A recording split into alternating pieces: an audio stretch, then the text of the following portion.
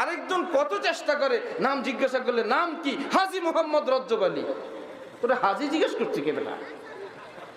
হাজী মোহাম্মদ রজ্জব আলী নাম, এটা নাম কোনটা?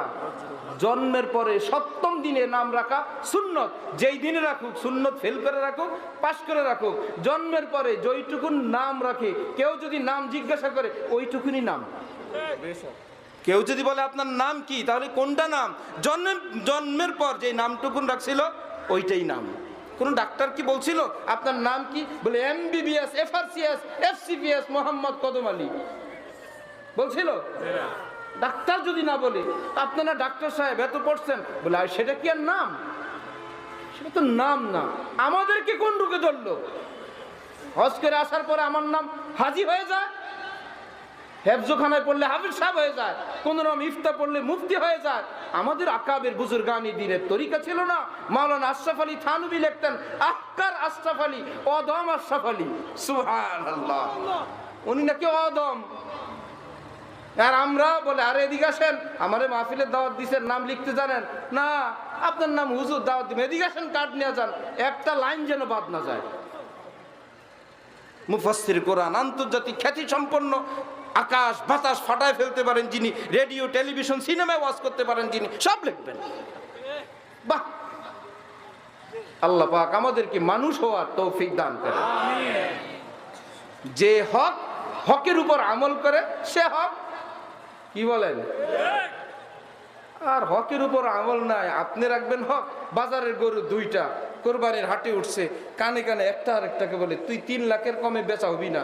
আর বলে আপা আপনি 2-এর নিচে না। গাবিরি বলল যে 3 লাখ আর 2 লাখ একে অপরকে কানা ঘুষা করতেছে, যে মাশাআল্লাহ যে সুন্দর চেহারা আপনার, কত ভালো ভালো উন্নত দামের খড়কুটা খাইছেন। যিনি ক্রেতা তিনি এসে দেখেন হাড্ডির উপরে চামড়া ছাড়া আর কিচ্ছু নাই, হাড্ডি উপরে চামড়া, মধ্যখানে আর কিচ্ছু নাই। এখন বলে 20,000, আরেকটা বলে 25,000। এরা যে 3 লাখ আর 2 লাখ নিজেরা ঠিক করছিল, বেচা কিনা কি ওই দামে হবে না খরিদ্দারের দামে হবে? খরিদ্দার যেই দাম বলেন সেটাই দাম। নিজেরা দাম বাড়াইলে ওই দাম হয় না।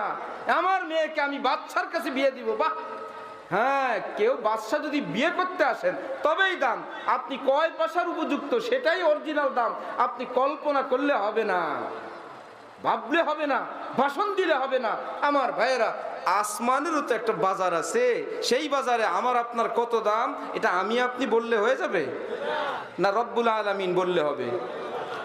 আমি আপনি হক বলতে বলতে বলতে আমি হক, আমরা অরিজিনাল, আমরা ফাইন, এই বলতে বলতে আল্লাহ অনেক দিন শুনতে শুনতে বলবে এতদিন বলতেছে এরা হক, এরা কি আর না হক? ফেরেশতারা হক খাতায় নাম দিয়ে দাও। ব্যাপারটা কি এমন? আর কেউ বলছে আমি গুনাহগার, আমি পাপিষ্ট, আমরা নাখান্দা, আমরা গুনাহগারের গোষ্ঠী, অথচ এলেমওয়ালা আমলওয়ালা। আল্লাহ বলবেন এতদিন যাবত লোকটা যেহেতু গুনাহগার বলে দেখ জাহান্নামের খাতায়। এই না, বিষয়টা এরকম না।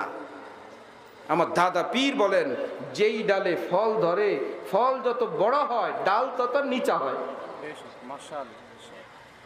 উঁচা হয় না নিচা হয়? আর যেই ডালে ফল শূন্য সেটা কি নিচা হয় না উঁচা হয়? উঁচা হওয়া, নিজেকে উঁচা দেখানো ফল শূন্য হওয়ার আলামত। নিচা হইতে থাকা এটা ফল বড় হওয়ার আলামত। আল্লাহর মোহব্বতের ফল, সুন্নতের ফল, নবীর ইশক ও মোহব্বতের ফল। নবীর জন্য জান দিতে মন বারে বারে উতলে উঠে, ওই ফল যদি সত্যিকার অর্থে কারো অন্তর জগতে বড় হয়ে যায়, ওই মানুষটার আখলাক, চরিত্র, আমল আরো নিচা হয়ে যায়, আরো ছোট হয়ে যায়, এটা আলামত এই বান্দা আল্লাহ ওয়ালা হয়ে গেছে। সুবহান। আমি হক এতে হক হয় না।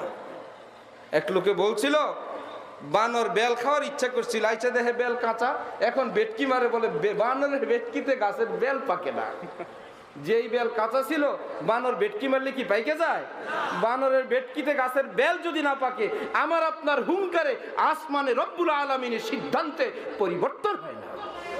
জোর রা বুগজার, জারি রা বেগির, রহম সোয়ে জারি আয়াত।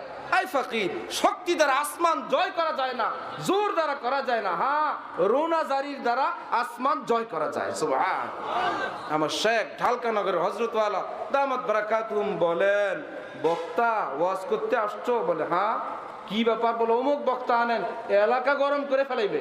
ফাইন। বলে মাঠ গরম, ওকে। কান গরম, তাও ওকে। তারপরে বলে মাথাও গরম করে ফেলাইছে। ফাইন।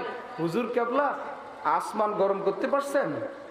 বলে ওই পর্যন্ত তো ক্ষমতা নাই। আর বড় পীর জিলানি আসলেন, ছোট্ট ছোট্ট কয়েকটা শব্দ, আমাদের মতন হাউ মাউ চিল্লাচিল্লি কিচ্ছু না, কিছু কিছু কথা বললেন, হাউ মাউ করে কান্নাকাটি শুরু। কি ব্যাপার? বলে আরে মাঠ আর মাথা গরম হয় নাই, আসমানে আল্লাহর রহমতের দরিয়া জোশ উঠে গেছে।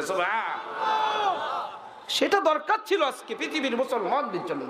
আল্লাহ পাক আমাদেরকে সেই সবক পুনরায় পড়ার তৌফিক দান করেন।